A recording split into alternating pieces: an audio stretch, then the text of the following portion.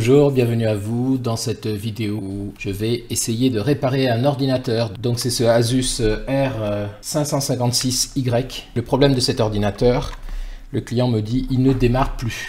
Il ne démarre plus.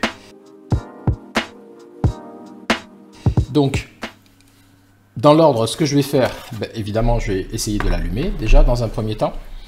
Je vais voir dans l'ordinateur si j'ai un problème d'alimentation. C'est la première couche en fait que je regarde.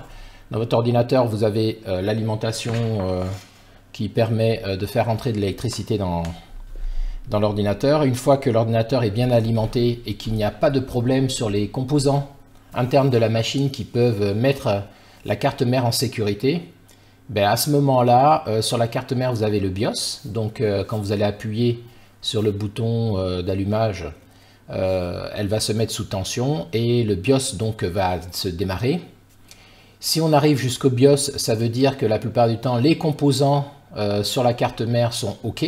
Sinon on a un message qui apparaît après les séquences de tests qui sont réalisées sur la carte mère. Le message va remonter par le BIOS.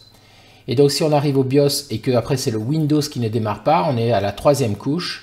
Donc, mais au moins le BIOS marche et puis donc c'est un problème Windows et là c'est ce que je montre sur la chaîne, c'est que soit on répare le BIOS et des fichiers qui manquent et qui font que le BIOS ne démarre, le Windows pardon ne démarre pas, soit c'est le composant sur lequel est le Windows, donc le fameux disque dur, donc l'étape du dessus. Et donc du coup à ce moment-là on va essayer de traiter le Windows en le réinstallant ou en changeant, moi je reconditionne, donc je mets un nouveau disque dur et je réinstalle par-dessus. Donc là, il semblerait que ce soit avant qu'on ait le problème. Donc, on va essayer de regarder ça ensemble. Alors, je n'ai pas du tout traité cette machine encore. Donc, je vais découvrir en même temps que vous. Et l'objectif sur ces vidéos-là, pour moi, c'est plus de vous faire partager un peu mon process de travail, la façon dont j'analyse les différents problèmes pour les résoudre. Ça peut marcher comme ça peut ne pas marcher, donc on va le découvrir ensemble. Je ne prétends pas tout savoir, bien loin de là. Et d'ailleurs, ce qui m'intéresse dans ce boulot, c'est de chercher à progresser à chaque fois un peu plus. Donc, ces vidéos sont faites pour vous partager en fait mon retour d'expérience, parce que j'espère qu'en retour, dans les commentaires, vous allez vous aussi me faire part de vos façons de faire pour que je puisse améliorer les miennes. Voilà.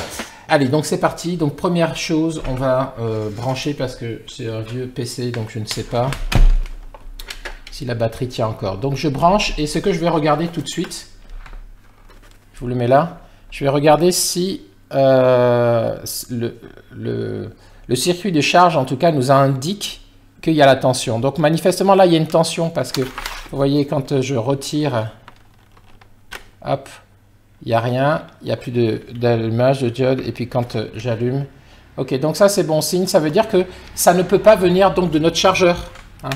On exclut donc ici un problème de chargeur puisqu'on a au moins du courant qui arrive depuis ce tuyau là jusque dans le PC et le PC apparemment la carte est tout à fait ok pour nous dire que ici ça charge. Alors là c'est la charge sur la batterie, je précise. Je ne sais pas si vous voyez, voilà, il y a le petit logo batterie et c'est en dessous de ce logo qu'on a ça. Donc il nous dit que la batterie est en charge. Ok, bon, maintenant on va allumer et on va voir ce qui se passe. Donc j'ai appuyé dessus. Donc ici j'ai le logo, voilà, j'ai le Asus qui démarre. Ah bon, écoutez, coup de chance puisque le client me disait que ça ne démarrait pas du tout. Donc, on n'est pas au bout de nos peines, parce qu'on part du principe que le client ne nous a pas halluciné un truc. En principe, il a dû faire l'expérience que son PC ne démarrait pas plus d'une fois avant de nous le confier. Je connais peu de clients qui ont juste envie de dépenser de l'argent inutilement en emmenant leur PC de temps en temps se faire réparer comme ça. Donc, à mon avis, on a un problème quelque part, sauf que comme on n'a pas réussi à le reproduire, on va réessayer. On va réessayer. Alors, je vais regarder un peu plus, puisqu'il a pu démarrer. Je vais regarder ici la batterie, dans quel état elle est. Donc, elle est à 0% cette batterie. Cette batterie est à 0%. Et ce que je soupçonne, on va essayer de redémarrer. Ce que je soupçonne, c'est que parfois, quand la batterie est mal en point, comme c'est le cas ici. Manifestement, à mon avis, cet ordinateur, le client a dû essayer à plusieurs reprises de le brancher quand même, hein, pour le redémarrer. Et s'il est à 0%, c'est que la batterie ne prend strictement rien. Et vous voyez, c'est un ordinateur avec une batterie qui n'est pas extérieure, elle est à l'intérieur. Et le problème sur ces batteries-là, des fois, je dis bien des fois, c'est que quand elles ne fonctionnent plus du tout, qu'elles sont mal en point, ben, elles bloquent la carte mère. En fait, elle empêche le redémarrage. Donc, dans ces cas-là, il suffit simplement de retirer la batterie pour voir si le problème persiste. Bon, ce qu'on va faire, on va faire une deuxième tentative, on va l'éteindre. On va faire une deuxième tentative de l'allumer. Ici, manifestement, quand il démarre, hein, il n'y a pas de souci sur le Windows. Allez, je vais aller dans le gestionnaire des tâches. Je vais aussi, avant de l'éteindre, parce que je pars du principe qu'il ne va peut-être pas se rallumer aussi facilement. Donc, je vais aller dans Performance ici, puis je vais regarder comment travaillent un peu les composants internes. Hein. Tant qu'à faire, jette un petit coup d'œil. Donc ici, ce que je vois, c'est que la mémoire, c'est une 12 Go, donc il doit y avoir une 8 et une 4. Elle est quand même bien utilisée alors qu'il n'est pas censé faire grand-chose là. Je vois que le disque dur, c'est un SSD. Ok. Il y a un processeur graphique, un GPU, donc il doit avoir une carte, une Nvidia, souvent c'est ce qu'il y a dans les Asus. Une petite carte graphique. Et puis ici, le processeur, lui,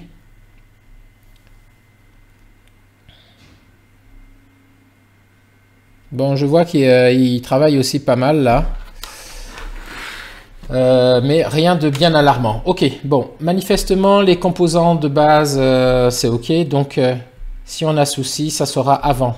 Donc, carte mère, si le BIOS ne démarre pas, quelque chose qui met la carte mère en sécurité. Allez, donc dans ce cas-là, on éteint et on va essayer de redémarrer. Donc, combien de fois je vais faire ce test-là?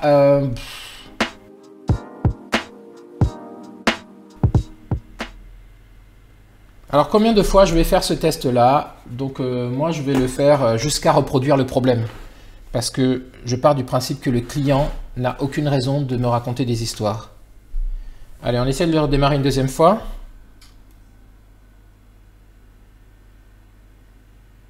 Donc là, il a redémarré à nouveau. Ok, on va pas attendre.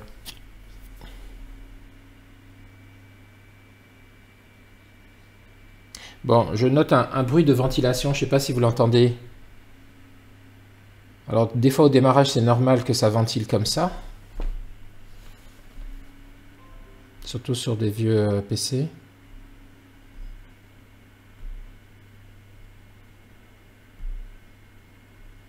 Ok, on l'aurait éteint à nouveau.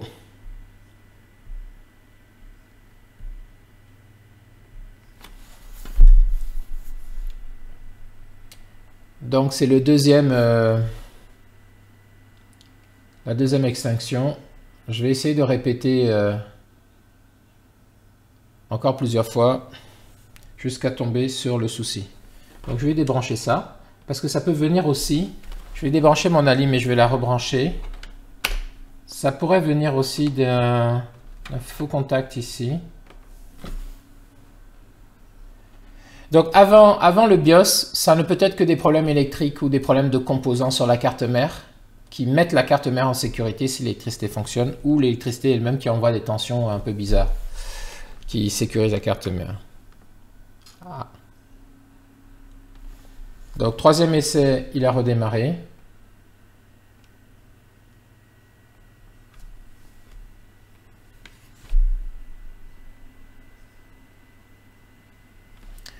Au prochain essai, on va essayer de rentrer dans le BIOS pour voir un peu ce qu'il nous dit.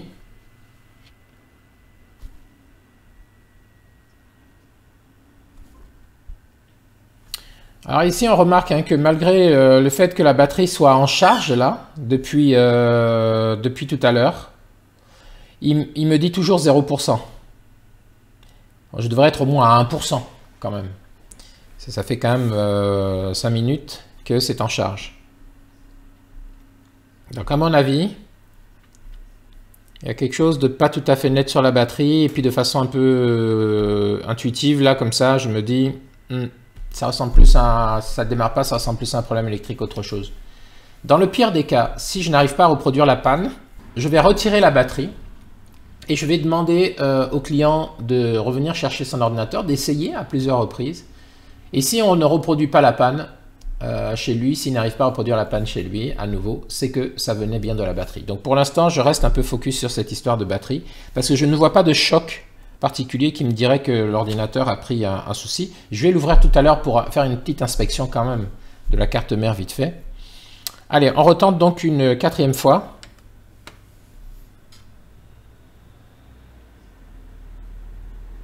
Ok, donc là, il a bien démarré également. Et je vais faire une 5e fois. Si je n'arrive pas à reproduire la panne 5 fois, on va le défaire, débrancher l'alimentation, l'ouvrir pour faire l'inspection. Ok, donc là il est éteint 4 fois. Ouais, donc je disais c'était un ordinateur avec un vieux disque dur. Non, bah, de toute façon non plus, parce que comme c'est a priori un problème d'allumage, je dirais qu'il faut regarder plutôt sur le problème électrique ou batterie ou carte mère. Ou simplement des fois le bouton ici, pression qui fait plus contact, donc ça on le verra en démontant.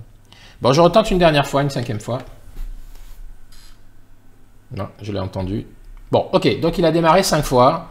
Donc pour moi, là, la panne elle n'est pas reproductible chez moi. Bon, autrement, c'est quand même un ordinateur qui démarre plutôt bien, parce qu'on voit qu'il met, allez, moins de 2 minutes à arriver sur le bureau. Donc pour moi, ça vient pas du Windows, ça vient pas du disque dur, parce que il démarre assez rapidement. Allez, je vais vous montrer pour démarrer sur le BIOS, si jamais vous arrivez à aller sur le Windows. Donc vous allez appuyer ici sur la touche majuscule, là.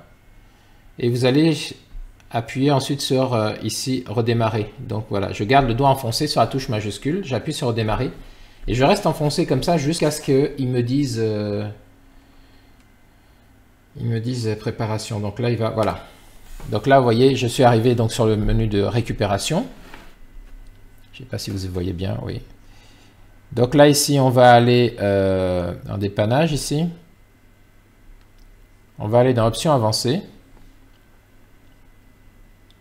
Et on va venir ici changer les paramètres du microprogramme UEFI.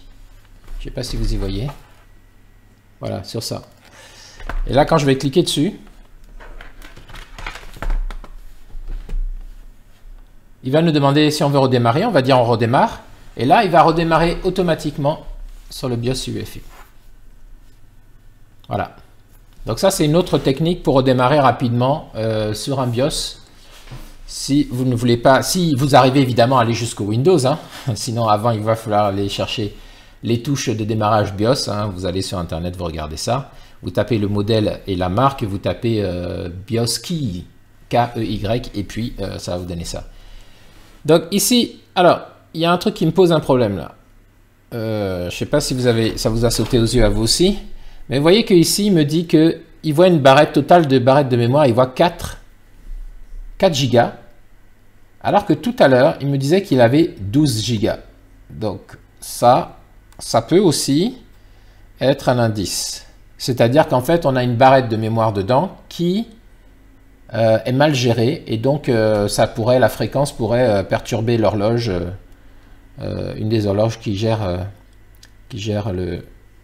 les communications avec. Bon, donc ensuite, je vais regarder si je vois des choses qui me posent problème.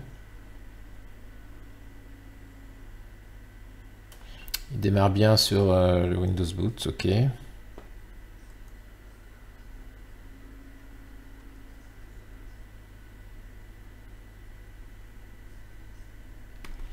Donc ça c'est le SSD de 500 Go, on voit c'est un PNY.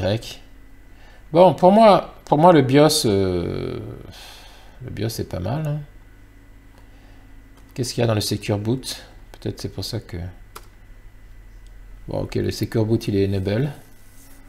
Donc, en l'état, là, il peut pas booter sur une clé, mais c'est pas notre problème, on n'a pas besoin de réinstaller un Windows pour l'instant. Bon, au niveau du BIOS, je vois rien qui me fait bizarre, sauf cet indice-là de la mémoire qui est à 4 Go, alors que le Windows tout à l'heure voyait 12 Go.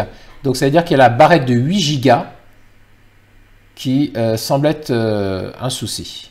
Bon, c'est pas grave. Allez, on l'éteint, on l'ouvre et on regarde si on voit quelque chose dedans qui aurait pu bouger, qui est mal fixé et qui peut justifier le passage en sécurité de la carte mère. Donc je fais un échappe tout simplement. Yes, et puis je vais l'éteindre en appuyant sur le bouton pour le forcer à s'éteindre. Voilà, bon, je débranche ça. Et on va l'ouvrir.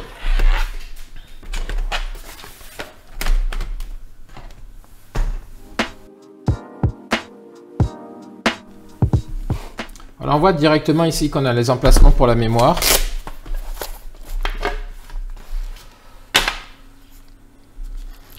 Donc on va commencer par là.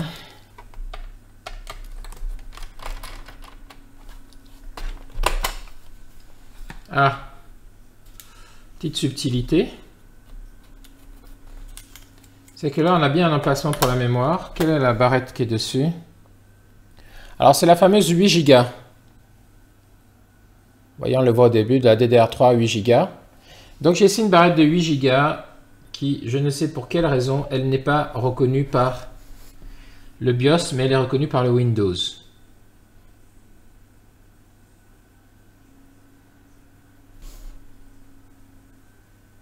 Ok, bon, pas grave, on se met ça de côté pour l'instant et on va ouvrir notre ami. Donc pour l'instant, j'ai deux pistes que j'ai en tête. La première, enfin il y a 3 pistes. La première, c'est que je n'ai pas réussi à reproduire sur mon système électrique, en branchant l'alimentation du client, je n'ai pas réussi à reproduire son problème chez moi. Donc au niveau électrique, on n'a pas la même installation électrique. Si lui, à son niveau chez lui, il y a un souci et que la tension qui arrive dans le PC n'est pas terrible, depuis son chargeur, ça peut poser un problème. Seulement, j'ai utilisé son chargeur. Donc je pars du principe que s'il avait un problème électrique chez lui, il y aurait d'autres appareils qui seraient problématiques. Et donc, ouais, il manque une vis ici. Bon, c'est pas grave. Une deuxième vis ici aussi. Apparemment, cet ordinateur a déjà été ouvert plusieurs fois. Ou il a tellement vieilli qu'il y a des choses qui sont parties en saucisse. Bon. Et donc, je disais, s'il avait un problème électrique, il m'en aurait parlé. Donc, la première piste, c'est peut-être de l'alimentation, un souci sur l'alimentation électrique, sur son réseau qui met la carte dans une tension telle qu'elle ne veut pas démarrer. Deuxième chose, bon, ça me semble peu probable quand même comme hypothèse. Deuxième chose, je me dis, pourquoi j'entends faire ce bruit-là? Dans les charnières, là, il y a quelque chose qui est compliqué. On va voir ça. Deuxième chose, donc, je me dis, peut-être que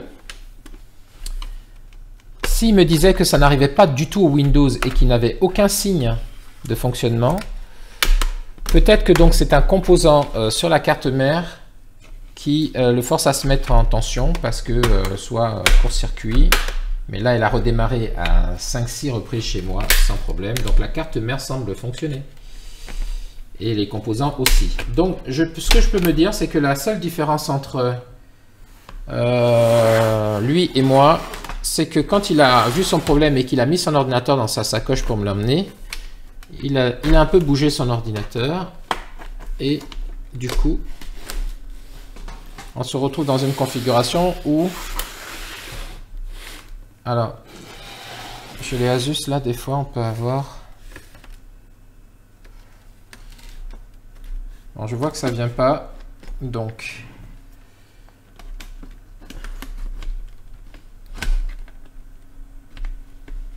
je vous disais, du coup, peut-être que dans le déplacement, il y a quelque chose qui a bougé et qui fait que maintenant, ça s'est remis en place. Là, j'ai pas réussi à déloger ici le lecteur CD. Je vois pas de... Voilà. Sauf que ici, ça veut pas venir. Donc, il me manque une vis quelque part. Alors, des fois, ces petits malins là, ils nous mettent... Alors, je vais bien défaire les ergots derrière, mais c'est devant que ça semble... Ils nous mettent des vis ici, là. Sous les sous les tampons. Donc on va aller chercher pour voir si on a une vis en dessous qui bloque. Ne jamais forcer quand vous vous enlevez. Regardez.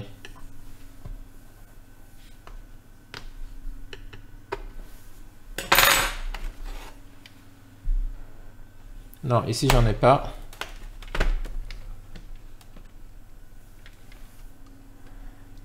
Alors, est-ce que j'en ai ouvert? J'en ai oublié une.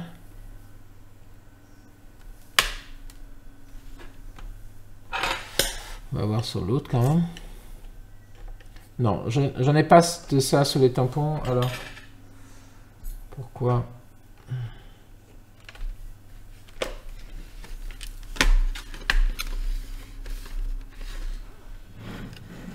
Pourquoi il vient pas?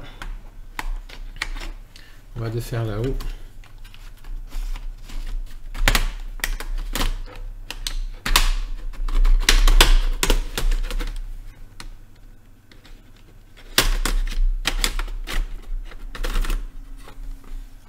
Ok, là on est bon tout autour, sauf ici. Voilà, ça y est.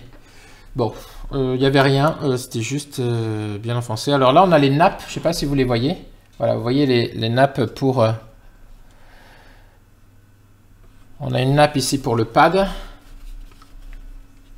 Donc on va la libérer. Souvent il suffit de lever juste le petit ergot noir. Alors ça c'est galère parce que quand le PC est fatigué, le plastique est fatigué, ce qui se passe c'est que en fait ça saute, ça casse. Donc on va l'enlever du côté ici. Je ne sais pas si vous y voyez, voilà. Je vais le retirer de ce côté-ci plutôt que du côté là-haut. Donc je lève vers le haut et je dégage la nappe. Ok, donc ça c'est bon pour celui-là. Et pour ici, souvent il faut pousser. Soit il faut lever, soit il faut pousser. Voilà, il faut lever ici dans ce cas-là. Ok. Bon. Petit examen de surface quand même. Bon, il y a de la poussière, mais rien. Je vois pas de casse. Les nappes. Bon, je vais nettoyer ça quand même. Et là, par contre, ouais, j'ai un bon paquet de poussière. Là. Vous devez le voir là. Vous voyez si je passe mon doigt, voilà. J'ai quand même de la poussière, donc je vais passer un coup dedans, nettoyer ça. Ici, je vois notre batterie qui... voilà. Donc, ce que je vais faire, de toute façon, je vais retirer la batterie. Parce que pour moi, ça peut être ça. Je ne vais pas rendre l'ordinateur du client là comme ça en lui disant non, non, en fait, ça marche, vous avez halluciné.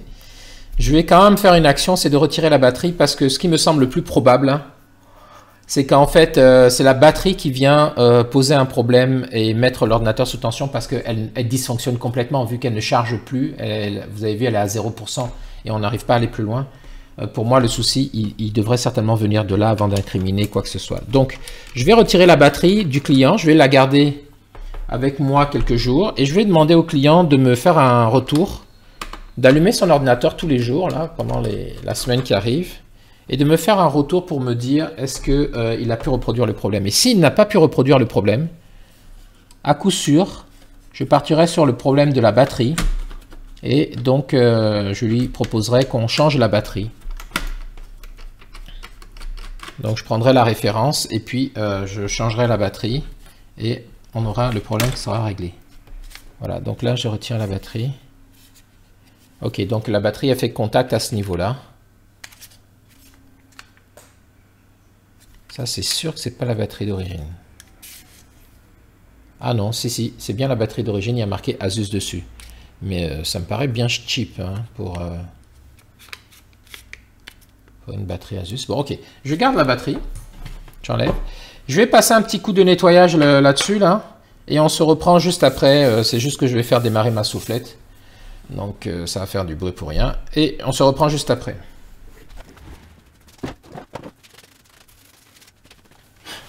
Ouais, petit problème, c'est que là il est à 5h30 du matin, là ici. Ma boutique elle est au rez-de-chaussée d'un immeuble, qui est un immeuble d'habitation, et on entend quand même pas mal.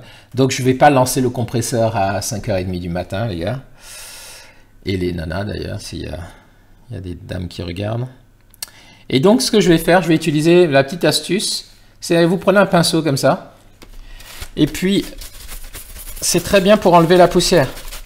Alors évidemment, si votre ordinateur, il y a des trucs qui sont partis en saucisse, des bouts de plastique et tout ça, il faudra mieux souffler, hein. Dans ce cas-là, vous prenez une bombe à air sec qui se trouve partout, ou vous prenez un compresseur comme ce que j'ai. Ici, c'est essentiellement de la poussière, je vois. J'ai pas eu, quand je l'ai retourné pour savoir, c'est que vous le retournez comme ça. Vous voyez, et puis vous pouvez avoir des petits bouts là qui tombent. Donc moi, c'est ce, peut-être. C'est pas une vis. C'est un petit bout de plastique, donc ça a dû travailler, mais rien de bien méchant. Les charnières ont l'air en bon état. Alors, je ne comprends pas pourquoi j'entendais un bruit bizarre.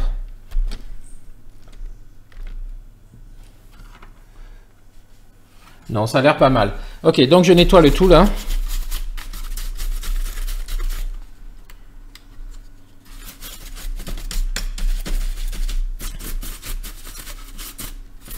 Ça vous permet de faire un examen visuel aussi.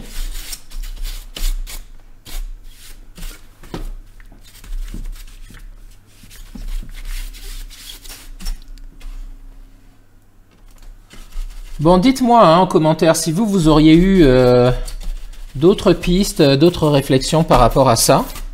Ça m'intéresse vraiment d'avoir vos retours pour profiter de votre expérience. Il y en a beaucoup qui regardent et qui sont à plusieurs cerveaux, je veux dire, on réfléchit mieux. Hein. Toujours. Et comme je vous dis, je fais pas cette chaîne parce que je suis le roi du monde en termes de machin. En fait, pour tout vous dire, j'ai un diplôme d'ingénieur en système d'information. Je dirige donc une boîte de maintenance informatique et mes techniciens sont beaucoup meilleurs que moi. Là, moi, j'ai ouvert cette boutique il y a que 3 ans. Et à vrai dire, je bricolais des PC quand j'étais jeune. Et puis après, j'ai arrêté. Et je m'occupais surtout de gérer des projets d'intégration et informatique ou de faire de la DSI. Donc, on est plus dans de l'analyse de systèmes d'information que dans du dépannage de PC, vous comprenez? L'informatique, je dis toujours, c'est comme la médecine. Hein. Il y a des spécialités, on ne peut pas être bon partout, on ne peut pas être spécialiste en tout. Donc, je ne prétends pas sur cette chaîne avoir réponse à tout. Je prétends juste vouloir partager ce que je fais avec vous, avec des gens qui pourraient en avoir besoin parce qu'on est toujours derrière d'autres personnes et on est toujours devant d'autres personnes. Donc, moi, mon idée, c'est de dire ce que j'ai appris. Si ça peut éviter à d'autres de se taper des tours de rocade pour rien, c'est tant mieux. Donc j'essaye de le partager. Et puis de la même façon que moi, je m'inspire beaucoup de ce que je trouve sur ce que font d'autres personnes. Et ce que je trouve génial avec YouTube en faisant cette chaîne, c'est que déjà dans vos retours, j'ai beaucoup appris de vos commentaires. Donc merci encore pour ça. Et si ça pouvait continuer, je suis sûr que j'apprendrai encore mieux. Donc merci de me mettre en commentaire tout ce qui pourrait m'aider. Et je vous en remercie d'avance. Bon, allez, on va remettre la nappe là. Donc, je vais commencer par celle-là parce que c'est la plus facile. Bon, ça, je vous cache pas, hein, c'est souvent une galère. Hein. Faut bien lever, pousser. Je peux pas là, manifestement, je peux pas mieux vous montrer. Attendez, peut-être que si je fais comme ça. Hop. C'est un coup de main à prendre. Et on n'a que deux bras, donc... on n'est pas des pieuvres. Donc voilà, j'essaie de vous montrer. C'est ici, là. Il faut juste lever. Voilà, je levais ici l'ergot blanc. Ça, il faut l'enfoncer. Il y a un trait. En principe, je ne sais pas si ça se voit ici. Il y a un petit trait noir. Voilà. Il faut l'enfoncer jusqu'au trait noir. Jusqu'à la butée. Pour être sûr que c'est bien. Voilà, là, c'est dedans. Et quand on referme, le petit ergot blanc qui est ici doit être pile poil à l'endroit où on a le trait noir, sinon c'est qu'on l'a pas bien enfoncé. Et on va faire la même chose maintenant pour la nappe qu'on va venir clipser ici. Donc je ne dis pas, je suis en train de faire un jeu d'équilibre là. Bien nettoyer la nappe. Ne tirez pas sur les nappes parce que sur les vieux PC, comme ça va vous rester dans les bras. C'est une expérience très désagréable. Parce qu'après, on se retrouve à devoir aller racheter un clavier. Donc là, je ne m'en sors pas avec ma main gauche, hein, puisque je suis droitier. On va essayer avec la main droite.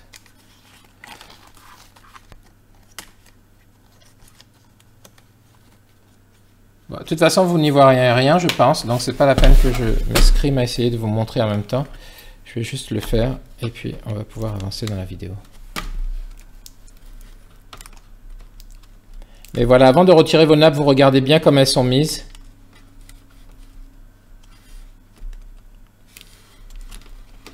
De sorte à pouvoir les remettre pareil. Moi, j'utilise toujours mon deuxième cerveau, comme je vous disais là, dans une précédente vidéo. C'est-à-dire, j'utilise beaucoup mon téléphone portable pour photographier l'état avant et après. Pour savoir comment le remettre. Vous voyez, donc là, attendez, je vous montre. Voilà, donc là, je l'ai remise et je vais pouvoir refermer. Alors, peut-être certains d'entre vous se disent, mais oui, mais si tu retires la batterie, c'est fini l'ordinateur. Non, non, en fait, c'est pas fini du tout. L'ordinateur, il est tout à fait capable de fonctionner sans sa batterie. Il faut savoir que dans les ordinateurs portables, vous avez deux circuits électriques qui communiquent grâce à des puces qui se parlent entre elles. Donc, et ces puces, elles vont se dire, elles détectent automatiquement quand l'ordinateur est branché avec une batterie dedans, il est branché au circuit électrique. Ben, en fait, en réalité, il y a une puce de charge qui va tester pour voir quel est le niveau de la batterie. Et si la batterie est pleine, ben, il ne fait pas passer de courant dedans pour la charger. Si la batterie n'est pas pleine, eh ben, il va permettre à la batterie de se charger. Et en même temps, une partie donc permet à la batterie de se charger, et puis l'autre partie du courant ben, va pour alimenter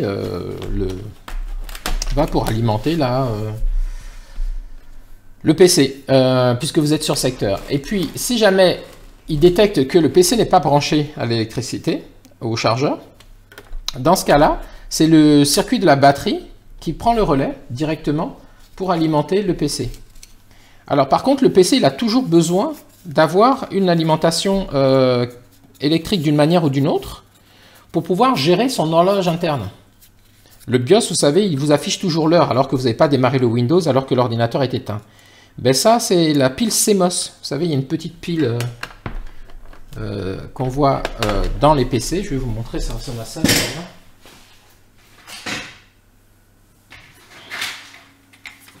Voilà, ce sont ces piles-là, les 3 volts CR2032. Et ces piles-là permettent de conserver, de faire tourner l'horloge à l'intérieur pour conserver la date et l'heure, parce que le BIOS, il en a besoin.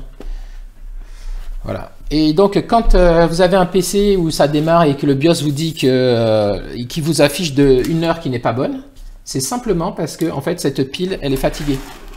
Si vous avez le message CMOS, error, etc., il faut juste changer la pile. Bon, attendez, avant de remonter là, on va mettre quand même cette vis, parce qu'on a commencé. On va charger et puis on va allumer, hein.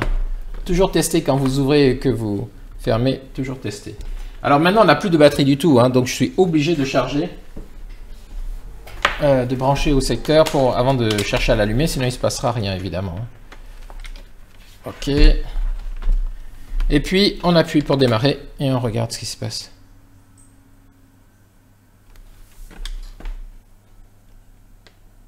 Ok, donc là, il a bien démarré.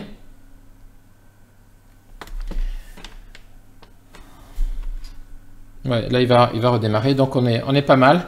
Donc, bon, c'est quand même la 8e fois hein, qu'on le démarre ici. Et où on n'a pas réussi à reproduire le problème. Donc, c'est un PC entre guillemets réparé, puisqu'en fait, il n'était pas en panne, manifestement.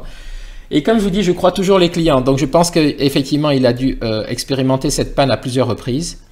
Et je vais rester sur mon hypothèse de batterie problématique et demander donc à mon client, l'affaire ne s'arrête pas là, hein. Moi, j'essaye toujours de comprendre pour progresser.